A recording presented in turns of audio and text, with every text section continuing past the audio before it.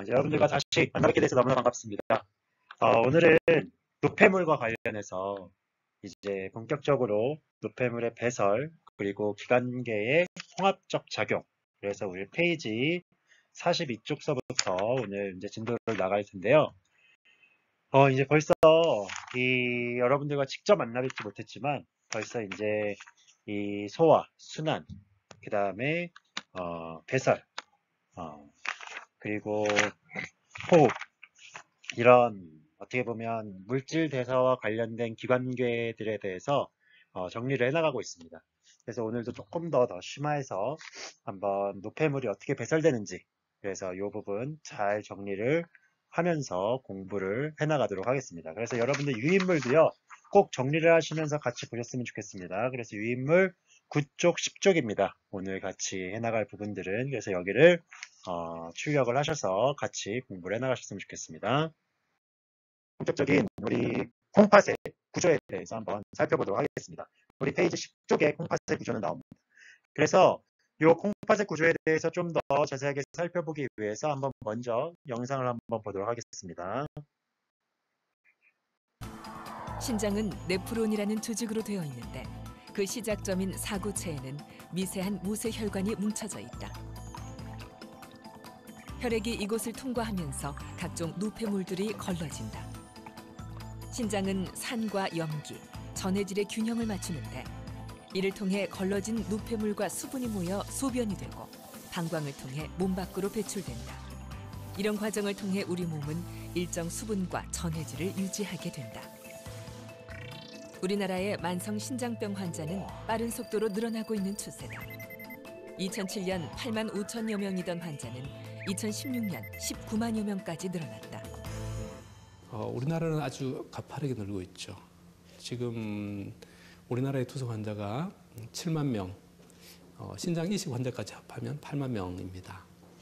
그러면 인구 대비했을 때 우리나라의 투석 환자의 숫자는 전 세계적으로도 10위 안에 드는 굉장히 투석 환자가 많은 편에 속하죠.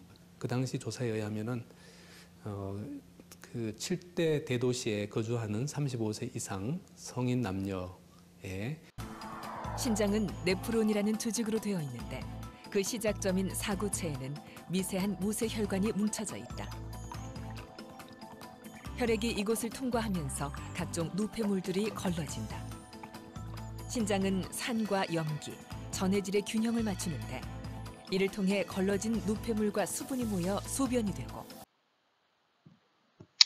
네, 이제 제가 신장병 이런 것들보다도 먼저 여기서 이제 좀 보셨으면 좋겠다고 생각한 게 바로 이 콩팥의 구조적으로 이 영상을 봐야지 좀 더 이해가 쉽거든요. 어디에 네프론이라는 시스템이 있는지. 그래서 여기는 이제 지금 피질이라고 나왔지만 요새 이제 이거를 이제 겉질이라고 표현합니다. 그러니까 겉에 어떻게 보면 콩팥의 겉질이 훨씬 더 중요해요. 어떻게 보면 수질이라고 하는 속질에서는 다 오줌이 모아지는 곳이거든요. 그래서 오줌이 모아서 바로 오줌관을 통해서 결국은 다 전달이 됩니다. 그렇다면 그리고 이제 여기도 뭐가 있습니까? 동맥이 있고 정맥이 이렇게 있어요. 그렇다면 여기 아까도 이제 보다시피 이쪽에 다 뭐가 있는 거예요? 이 네프론이라는 이제 시스템이 있는 겁니다. 그래서 네프론 요걸 이제 간단히 정리를 하시면 네프론은 말피기 소체와 세뇨관으로 이루어져 있는데 말피기 소체는 뭐다? 뭐와 뭐로 이루어져 있다? 바로 사구체와 보먼주머니로 이루어져 있다라는 거까지 여러분들이 잘 정리해 놓으시면 됩니다. 그래서 사구체라는 것은 어떻게 보면 이런 핏덩어리 같은 거, 이게 정말 수없이 많아요. 우리 신장에. 그래서 이 핏덩이로 이루어져 있는 사구체에 보먼주머니라고 하는 체예요. 체로 이루어진 어떻게 보면 혈관 주머니 이렇게 보먼 주머니 자체는 이제 오줌보 같은 거죠. 그래서 이게 어떻게 보면 사구체라는, 그래서 여기서 이제 보시죠. 그래서 이 사구체라는, 그래서 요게 이제 피가 이렇게 흐르는 곳입니다. 그래서 여기서 이제 나가서 이런 식으로 피가 흐르겠네요. 그래서 피가 쭉 나가서 이쪽으로 이제 들어오는. 그래서 이 사구체 중심으로 뭐가 둘러싸져 있냐면 바로 이런 보먼 주머니가 이런 식으로 둘러싸여져 있는 거예요. 이런 식으로. 그죠? 그래서 지금 이런 덩어리들, 요건 다 보먼 주머니와 관련돼서 이제 오줌으로 나가는 겁니다.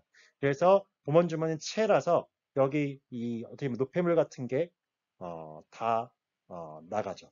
그래서 그런 것들 이제 자세하게 또 배울 겁니다. 그래서 먼저는 말피기소체는 사고체와 보먼 주머니, 그리고 네프론은 그런 사고체와 보먼 주머니 플러스 세뇨관까지 이루어져 있는 것을 네프론이라고 하고, 신장에서 가장 중요한 시스템은 바로 네프론이다.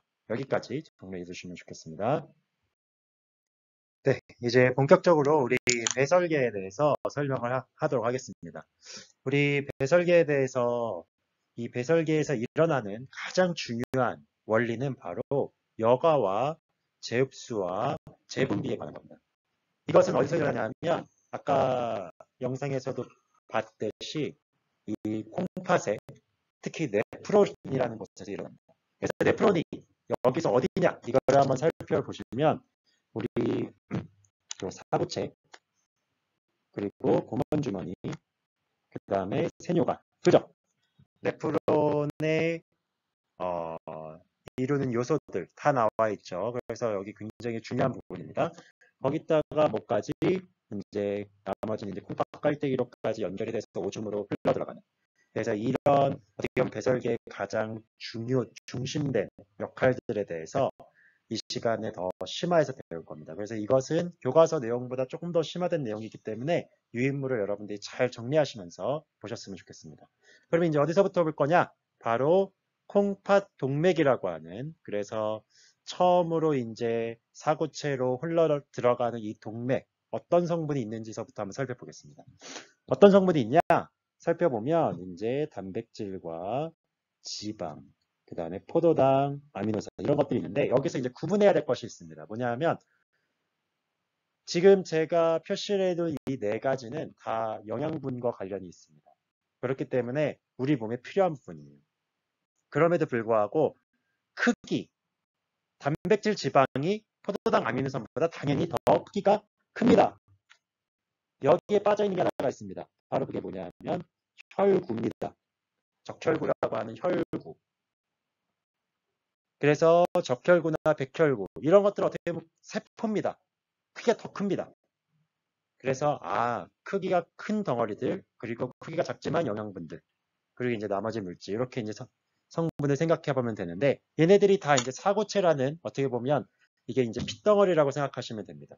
그래서 이 사고체라는 이런 거를, 이걸 사고체라고 생각하시면, 여기가 이제 동맥이라고 생각을 하시면 동맥을 따라서 사고체에 도달했습니다. 그러면 사고체는 누구로 둘러싸여져 있냐면 이런 보먼주머니라는 것으로 둘러싸여 있습니다.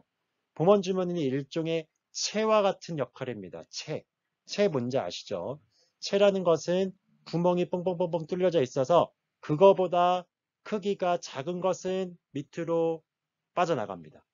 그런데 이 채보다 크기가 큰 성분들은 걸러지지 않습니다. 이 위에서 그냥 다시 흘러갑니다. 그렇게 구분하시면 됩니다. 그래서 근데 여러분들 채를 알다시피 채라는 것은 에너지가 필요합니까? 안 필요합니까? 에너지 안 필요합니다. 아시죠? 그래서 이제 정리를 하시면, 그렇기 때문에 이 사고체에 있는 여러 가지 물질들, 위에 써져 있는 물질들 중에서 이 보먼주머니까지 여과되지 않은 것들은 무엇이냐? 바로 덩어리가 큰 단백질 여과인데요. 혈구, 그죠? 피성분 당연히 여과하는, 그리고 지방, 이런 것들, 큰 덩어리들은 당연히 보먼주머니로 빠져나가지 않습니다. 덩어리가 크기 때문에, 에너지 써서 하는 게 아니에요. 크기 때문에 그런 겁니다. 근데 포도당과 아미노산, 무기염류, 요소 이런 것들은 다 일부는 여과가 돼서 보먼주머니로 흘러 들어가서, 이 보먼주머니로 이제 흘러 들어가서 되는 성분들이 바로 오줌이 되는 거죠. 오줌이 돼서 쭉 나가는 건데 이게 그냥 나가지 않습니다. 그래서 여기서 이제 다시 한번 정리하면 이 여과 과정은 그래서 에너지가 들어간다, 안 들어간다, 안 들어가는 과정이다 라는 것들 여러분들이 잘 정리를 하시고요. 그래서 여기서 끝나지 않습니다. 이제 어디를 거칩니까? 바로 중요한 세뇨관이라는 곳을 거칩니다. 이 세뇨관이라는 것은 결국 이런 오줌이 빠져나가는 긴 관이 물로 둘러싸여져 있는 거예요. 막 모세혈관으로 둘러싸여져서 거기서 제흡수와 분비가 일어나는 곳입니다. 그래서 여기가 이제 중요하죠. 그래서 여기서 제흡수와 어떻게 보면 분비가 다시 일어납니다. 제흡수 뭔지 알겠죠? 오줌으로 더 이상 빠져나가면 안 돼. 그래서 중요한 영양분들은 다시 흡수돼야 돼. 그래서 세뇨관에서 모세혈관으로 다시 흡수돼야 돼. 그래서 이 중요한, 그래서 그게 무슨 성분이냐? 바로 그래서 여기서도 다시 얘기하지만 이 오줌. 그래서 요거를 요 단어를 원유라고 했는데, 원유라는 건 뭐냐? 사고체에서 보먼주머니로 빠져나간 오줌 성분, 이걸 원유라고 하는데, 그 중에서 있는 무슨 성분? 그죠? 포도당과 아미노산. 여기서 보시죠. 포도당과 아미노산은 100% 제흡수. 네. 영양분은 다 제흡수가 돼야 됩니다. 제흡수가 이건 억지로 제흡수를 시키는 거기 때문에 뭐겠습니까? 에너지 필요할까요? 안 필요할까요? 에너지 당연히 필요합니다. 그래서 이런 것들을 뭐라고 하냐면 능동수송이라고 얘기합니다. 그래서 이 능동수송에 대한 것들은 나중에 좀 더 자세하게 정리할 거예요. 에너지를 가지고, 그러니까 ATP를 사용해서 억지로 억지로 포도당과 아미노산을 다시, 얘는 우리가 어렵게 얻은, 소화기에서 어렵게 얻은 에너지인데 오줌으로 빠져나가면 안 되죠. 그래서 걔를 흡수시키는 겁니다. 근데 이런 것들이 잘 안 되면 알다시피 뭐가 되는 거예요? 당뇨병 같은 오줌에서 포도당 성분이 나오는 이런 것들이 되는 것이죠. 그래서 이렇게 한번 여러분들이 정리를 하셔야 되고요. 그리고 나머지 뭐 요소 같은 경우는 그래도 50% 정도는 흡수가 된다고 하고요. 물도 많이 재흡수가 됩니다. 그래서 물 같은 경우는 뭘로 재흡수가 되냐면 얘는 삼투로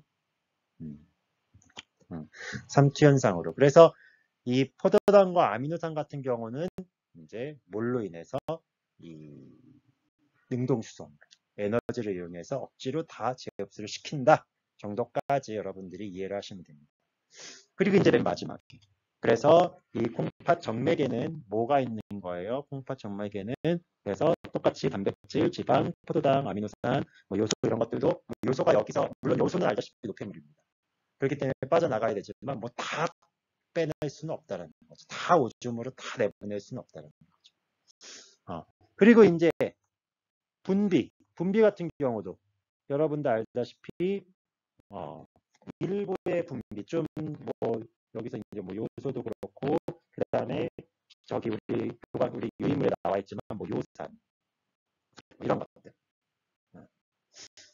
그래서 요런 애들은 우리 몸에 가지고 있으면 유독할 수 있기 때문에 얘네들은 빠져나가죠. 이해가 되시죠? 그래서 얘네들은 다시 분비 과정을 통해서 오줌으로 빠져나가요. 그래서 뭐 요 정도 뭐 크레아틴 뭐 이런 것까지는 뭐 굳이 몰라도 됩니다. 근데 어쨌든 요런 과정들. 그래서 재흡수와 분비는 어쨌든 에너지를 사용하는 능동수송이다 라는 것들을 여러분들이 이해를 하시고, 여과는 에너지를 사용한다, 에너지를 사용하지 않는다. 그래서 이거는 그냥 확산에 의한, 어떻게 보면. 그래서 이런 일종의 체의 큰 덩어리는 빠져나가자, 작은 덩어리는 빠져나가자, 이런 과정이라는 것들을 여러분들이 정리를 해놓으시면 될 것 같습니다. 그래서 오늘 어떻게 보면 중요한 원리는 이겁니다. 그래서 이 원리들을 여러분들이 잘 정리를 해놓으셨으면 좋겠습니다.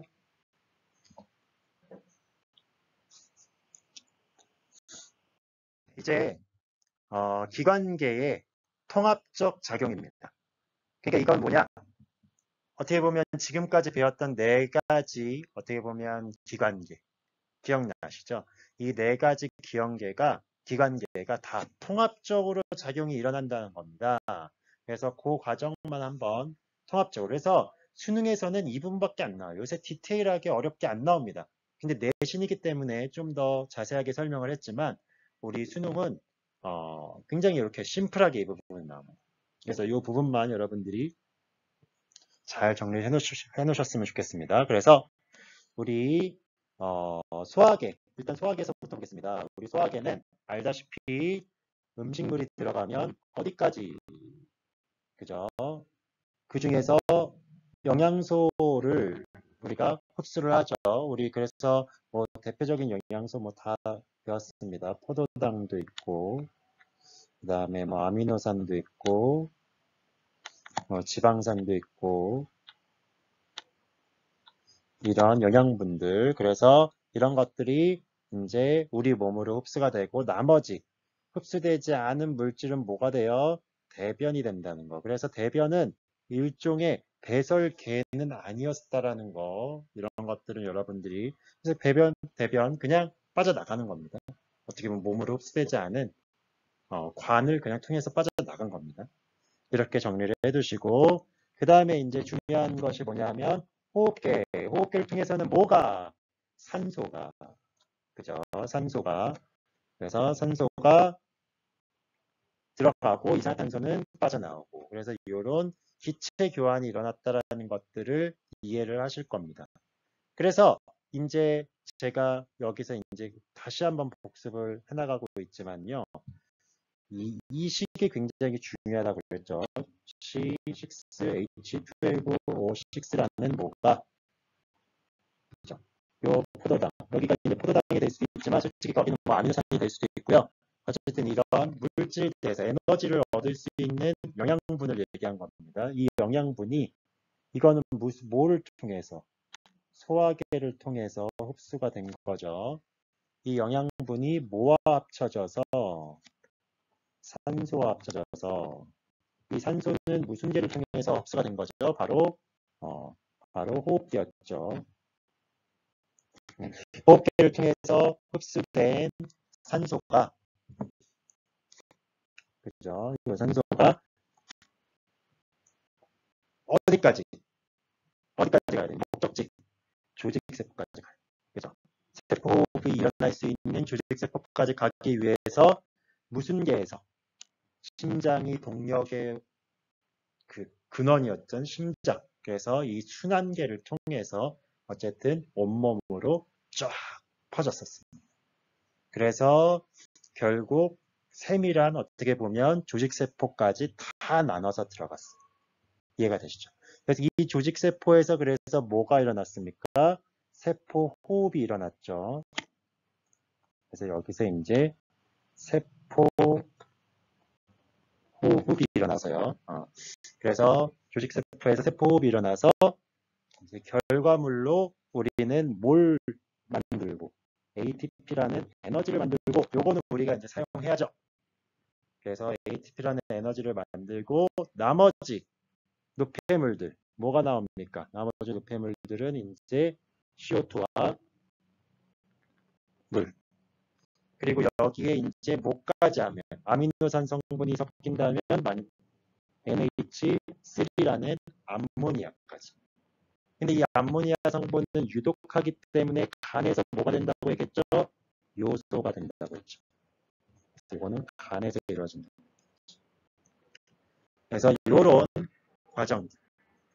그래서 얘네들은 이제 무슨 계로 가서 바로 배설계로 가서. 그래서 이 배설계로 가서 여기서 이제 노폐물이라는 오줌으로 뭐 그게 오줌이 될 수도 있고 땀샘이 될 수도 있고 이런 성분으로 나간다 라는 것들을 여러분들이 정리를 하시면 됩니다. 그러면 우리 다 됐죠?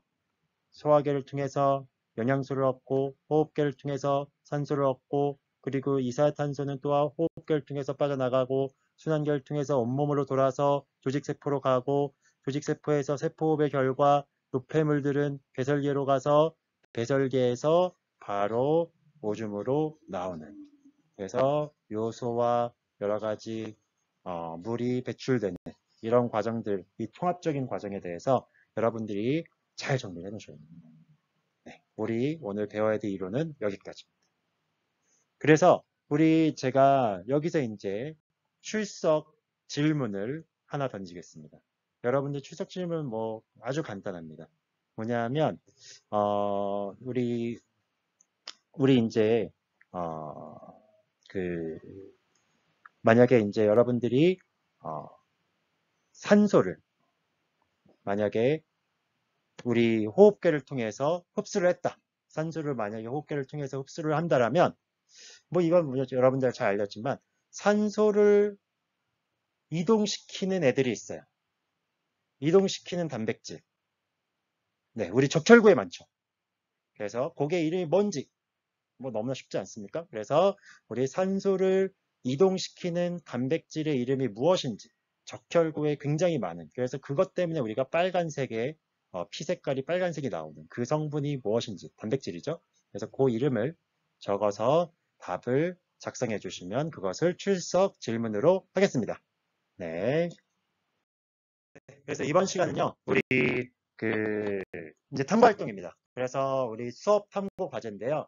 우리 교과서 45쪽에 있는 내용을 약간 응용을 시켰는데, 우리가 뭐 솔직히 만나지도 못하는데 막 이런 시나리오를 짜서 뭐 모둠극을 하고 뭐 역할극을 하고 이거 안 할 겁니다. 이건 안 할 겁니다. 근데 무엇을 하려고 얘기하냐면 어쨌든 우리가 이제 요 준비하기에서도 나오지만 소화계, 호흡계, 순환계, 배설계, 기능들, 그리고 그 안에서의 물질 대사, 물질 이동 이런 것들에 대해서 우리 이제 다 배웠습니다. 그래서 이거를 우리가 이제 복습하는 차원에서 이런 활동을 우리 같이 하겠습니다. 뭘 할 거냐? 그래서 이제 역할을 정할 겁니다. 그래서 요게 이제 여러분들 역할을 어떤 식으로 정할 거냐면 여러분들이 만약에 산소가 된다고 생각을 해보십시오. 나는 이산화탄소가 될 거야. 아니야, 나는 밥이 될 거야. 나는 뭐 포도당이 될 거야. 아니야, 나는 고기야. 나는 뭐 아미노산이야. 아니야, 나는 오줌이야. 여기는 안 써있지만 뭐 이런 식으로 하나를 어쨌든 정하십시오.